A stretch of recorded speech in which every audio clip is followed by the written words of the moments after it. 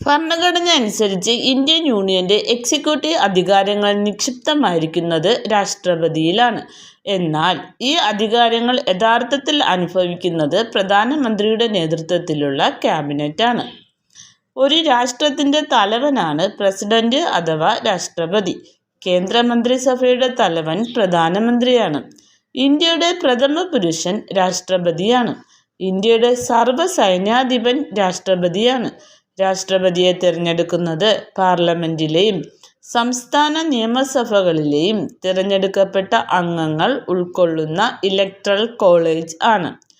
Single transferable vote വഴി ആനുപാതിക പ്രാതിനിധ്യ സമ്പ്രദായമാണ് രാഷ്ട്രപതി തിരഞ്ഞെടുപ്പിൽ അനുവർത്തിച്ചു പോരുന്നത്.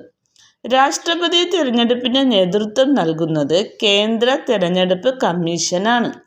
രാഷ്ട്രപതി തിരഞ്ഞെടുപ്പിലെ തർക്കങ്ങൾ പരിഹരിക്കുന്നത് സുപ്രീം കോടതിയാണ്. രാഷ്ട്രപതിയുടെ ഭരണ കാലാവധി 5 വർഷമാണ്. ഒരു വ്യക്തിക്ക് എത്ര പ്രാവശ്യം വേണമെങ്കിലും ഇന്ത്യൻ പ്രസിഡന്റ് സ്ഥാനം വഹിക്കാവുന്നതാണ്.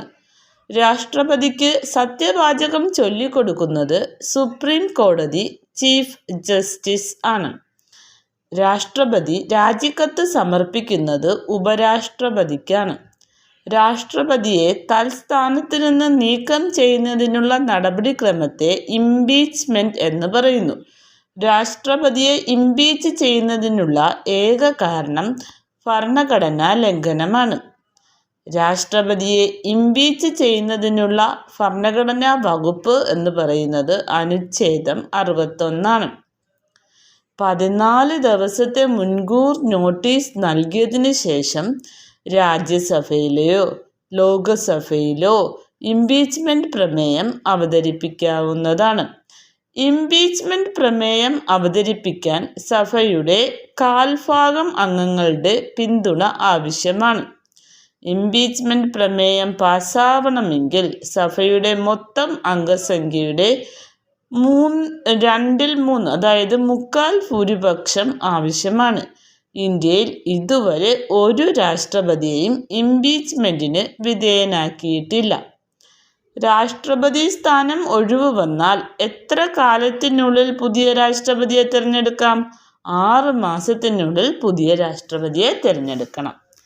രാഷ്ട്രപതിയുടെ അഭാവത്തിൽ രാഷ്ട്രപതിയുടെ ചുമതലകൾ നിർവഹിക്കുന്നത് ഉപരാഷ്ട്രപതിയാണ്. രാഷ്ട്രപതിയുടെയും ഉപരാഷ്ട്രപതിയുടെയും അഭാവത്തിൽ രാഷ്ട്രപതിയുടെ ചുമതല നിർവഹിക്കുന്നത് സുപ്രീം കോടതി ചീഫ് ജസ്റ്റിസ് ആണ്. രാഷ്ട്രപതിയുടെ ചുമതല വഹിച്ച ഏക ചീഫ് ജസ്റ്റിസ് ആണ് എം ഹിദായത്തുള്ള. പാർലമെന്റ് വിളിച്ചു കൂട്ടുന്നതും നിർത്തിവെക്കുന്നതും ലോക്സഭ പിരിച്ചുവിടുന്നതും രാഷ്ട്രപതിയാണ്. ഓരോ വർഷത്തിലെയും പാർലമെന്റിന്റെ ആദ്യ സമ്മേളനത്തെയും പൊതു തെരഞ്ഞെടുപ്പിന് ശേഷമുള്ള ലോക്സഭയുടെ ആദ്യ സമ്മേളനത്തെയും അഭിസംബോധന ചെയ്യുന്നത് രാഷ്ട്രപതിയാണ്. പാർലമെന്റ് അംഗങ്ങളുടെ അയോഗ്യതയെ സംബന്ധിച്ച് തർക്കമുണ്ടായാൽ തീരുമാനമെടുക്കുന്നത് രാഷ്ട്രപതിയാണ്.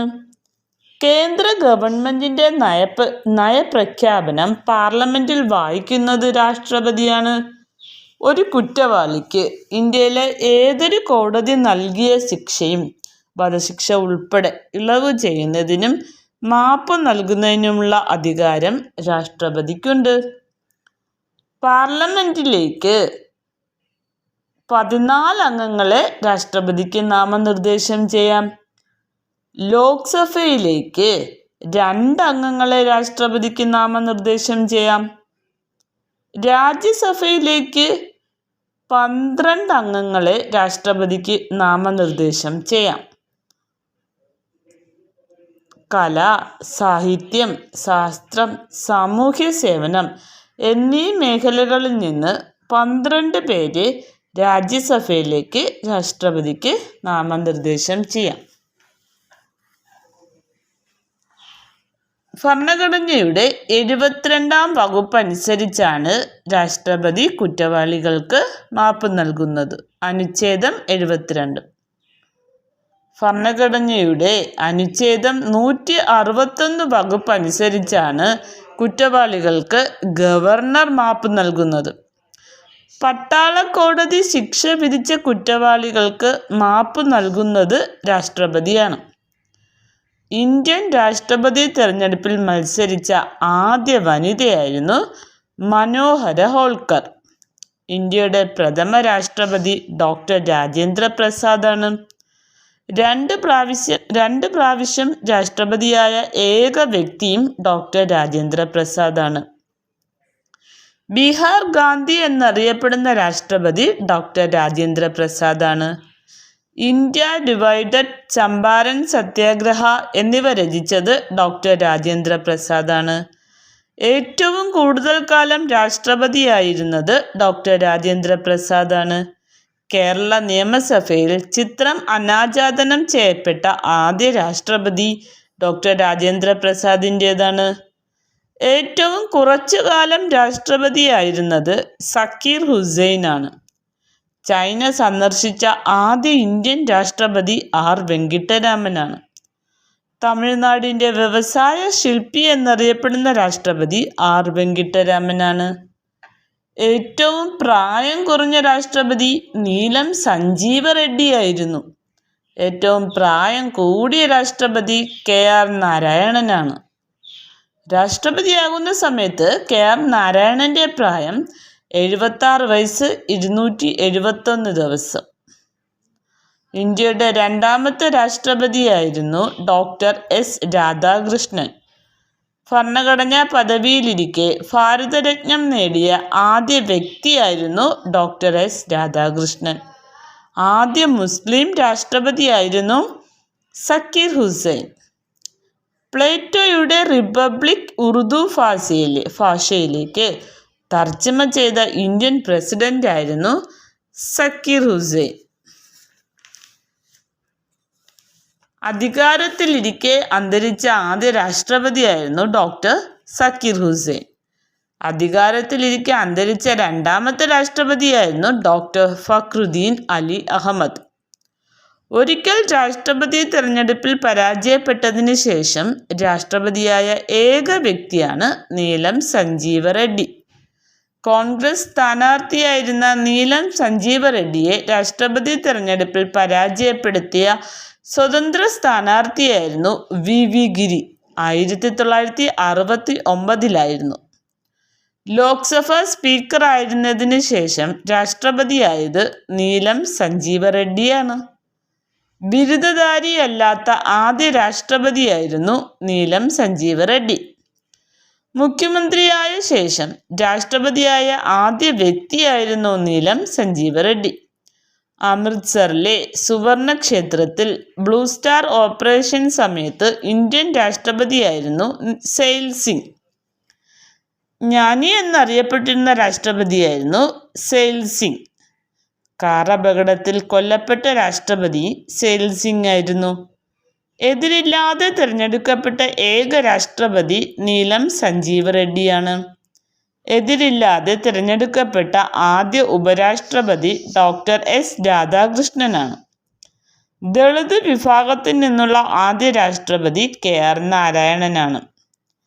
രാഷ്ട്രപതി തെരഞ്ഞെടുപ്പിൽ കെ ആർ നാരായണനെതിരെ മത്സരിച്ച മലയാളിയാണ് ടി എൻ ശേഷൻ. ലോക്സഭാ തെരഞ്ഞെടുപ്പിൽ വോട്ട് ചെയ്ത ആദ്യ രാഷ്ട്രപതി കെ ആർ നാരായണനാണ്. നിയമസഭാ തെരഞ്ഞെടുപ്പിൽ വോട്ട് ചെയ്ത ആദ്യ രാഷ്ട്രപതി അബ്ദുൽ കലാമാണ്. ഏറ്റവും കൂടിയ ഭൂരിപക്ഷത്തിൽ വിജയിച്ച രാഷ്ട്രപതി കെ ആർ നാരായണനാണ്. ശതമാനാടിസ്ഥാനത്തിൽ ഏറ്റവും കൂടുതൽ വോട്ട് നേടി വിജയിച്ച രാഷ്ട്രപതി ഡോക്ടർ രാജേന്ദ്ര പ്രസാദാണ്.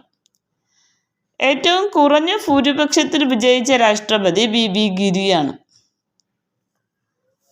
ഇന്ത്യ സ്വാതന്ത്ര്യം നേടിയതിൻ്റെയും റിപ്പബ്ലിക് ആയതിൻ്റെയും സുവർണ ജൂബിലി ആഘോഷിച്ചപ്പോൾ രാഷ്ട്രപതിയായിരുന്നത് കെ ആർ നാരായണനാണ്.